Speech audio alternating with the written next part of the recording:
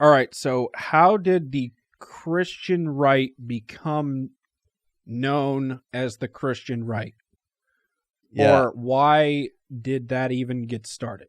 Yeah, so the term Christian right, religious right, all started happening because they needed kind of like a catch-all phrase for a few different groups Okay. that had been formed. And so this kind of became like the umbrella name. And so in other words, they were right-leaning politically or socially. Socially, and politically? Yeah, and they were Christian. Okay. Yeah. So so right-leaning politically, and they were Christian. Okay, so go through the entire history of these people. Okay. Well, I'm not going to go through the entire history. Okay. That would just take too long. But in the 1970s, there was this convergence of several things that were happening all at one time in our country. Okay. Okay. And so preceding that, in the 1960s, you've got prayer and Bible reading being removed from schools. Okay. Okay. Then we come into, through the Vietnam War and through the kind of the hippie revolution, all of that. And then you go into the 70s, and then the early 70s, you've got Roe v. Wade. Right. Which actually at the time, in and of itself, was not as large of a hot button issue as it would become later on in the 70s. At the time, there were even those within mainline denominations that were supporting the decision of Roe v. Wade. Oh, okay. So it shifted later on in the 70s. So you had that, and then also happening during this time was a government overreach, or what was perceived as the possible threat of government overreach into Christian schools. That what they were doing were threatening their 501c3 status if they did not hold to certain standards of desegregation. Racial desegregation. Racial desegregation. Oh, okay. Correct. So the Christian right wanted to have white only Christian schools in the 70s? Yeah, it wasn't that they were wanting. Now, this is where you're going to get a lot of controversy. Okay. Because there was an individual who wrote a book that came out in the early 2000s that really tried to create the narrative that the whole religious right or the Christian right movement began on the foundation of racism. Okay. With this topic. But it wasn't just that. It was the problem. Now, no doubt, there were schools that had been started when segregation was ending. Okay. And in the in the civil rights movement. The 60s? Yeah, the 60s. Okay. The civil rights movement. When that was happening, there were Christian schools, there were private schools that had been formed out of a response to that. To be white. White-only schools. There's no doubt about that happened. Okay? Oh, okay. To get around it. Correct. Okay. As private schools. Okay? And they were Christian. Not all of them. Okay. And I want to probably say the majority were. Some of them were. Okay. Okay? Some of them were. Well, here's the problem, though, with the government. And you understand the government's point of view, like we don't want to just continue promoting segregation. Okay. So you understand that in the school systems. But what was happening was the idea that private schools could lose their 501c3 status because these Christian schools, because not all of them started out that way. Okay. And not all of them wanted to stay that way. But for example, if you are a Jewish, because it wasn't just Christian, it was religious kind of right. If you're a Jewish school, you're going to have mostly white people. Mm-hmm. Probably all white people. So with those schools, Jews are more racist than we are. Well, that was but you see where the logic continues to unfold. Okay. Greek Orthodox, the same way, and so, but in Christian circles as well, so if they've started a school, if they're expected to have X amount of minorities, was it actually feasible? Okay.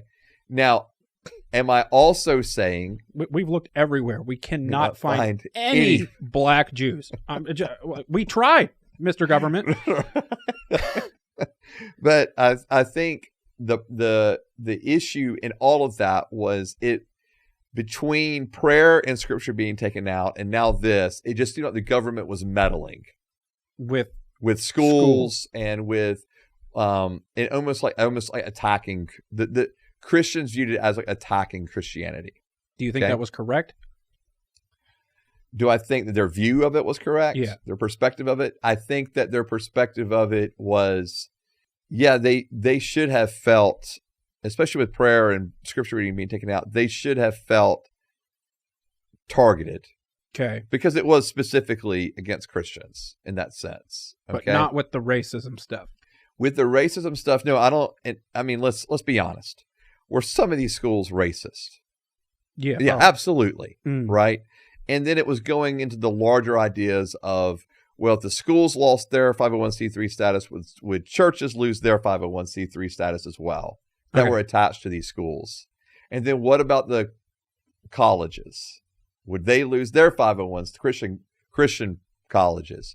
Would they lose their 501c3 status if they didn't have enough of enough percentage of minorities? Right. So all I'm saying is when the Christian right, religious right was being when you had these different camps that were forming, you had all of these things happening. Okay. And so there was this sense of. So the fear was that if they were going to threaten 501c3 based off this issue, that they were going to continue to threaten it based off other issues? I think that was part of it. Okay. But I think it just. Some of them just wanted to be racist. Some of them did, sure. Yeah. Okay. Let's call it for what it is. Yeah. And then, but it wasn't. I think the misnomer is that this was happening only in the South. Oh. And it was, but what I'm saying is that there were schools and an outcry from the whole country. Okay. It wasn't just a Southern thing. And so I think that was part, like again, all of this was all happening at once. Okay. And whether you want to get into a debate of whether, or if you want to get a debate of whether prayer and Bible reading should have been happening in schools, I mean, I think that's like a whole, in some ways, another separate discussion. Like we could do a whole episode just on that. But it just was like you had all of these things kind of piling up on each other. And then, almost to make matters worse, when Jimmy Carter was in office, he was at that point in time part of the Southern Baptist Convention. Okay. Okay, so he was a quote unquote born again believer who was a president from the Southern Baptist Convention, and he was Democrat. He was a Democrat, right? And he did nothing in the eyes of the religious right. He was not doing anything to defend his own tribe.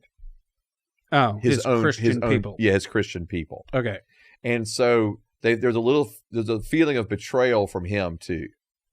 Okay. So we're still not at religious right as a group yet. Yeah. So it all starts really coming together during the midterm elections during Jimmy Carter's presidency.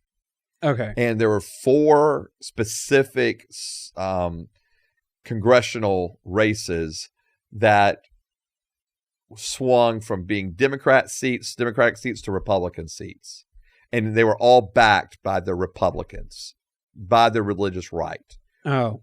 And all of a sudden it showed that there was this movement that was happening of kind of gathering this socially conservative evangelical group and getting them out to vote and getting them actively involved in politics. Oh, okay. And that's where it all kind of started moving. And then it all So the politicians found a group of people that they could talk to all at once. Correct. And it was a large group of people. Correct. You could gather them all together. Okay. Yeah. Like, so for example, when all of this really kind of hit, it was with Reagan.